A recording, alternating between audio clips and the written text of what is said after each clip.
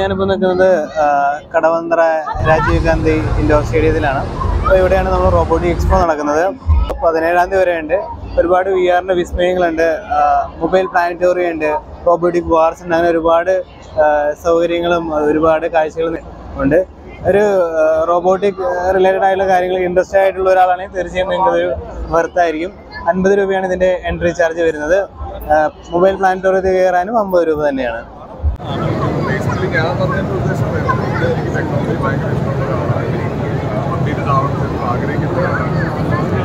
അതിനേക്കാൾ ഉപരി കുട്ടികൾക്ക് ഇതിൻ്റെ ഒരു ടേസ്റ്റ് ഉണ്ടെങ്കിൽ ഇതിൻ്റെ ഒരു താല്പര്യം ഉണ്ടെങ്കിൽ ഇതൊരു കാരണമാകും എന്ന് എനിക്ക് ഉറപ്പുണ്ടായിരുന്നു.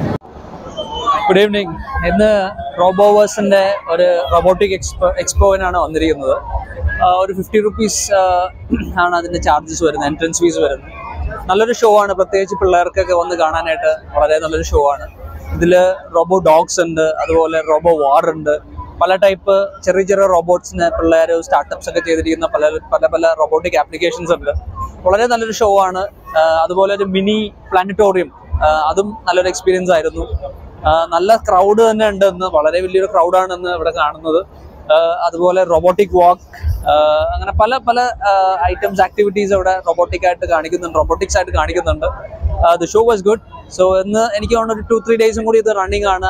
17th റണ്ണിങ് ആയിട്ടുള്ളത്. സോ എല്ലാവർക്കും ഇത് വന്ന് കാണാവുന്ന ഒരു ഷോ ആണ്. Thank you.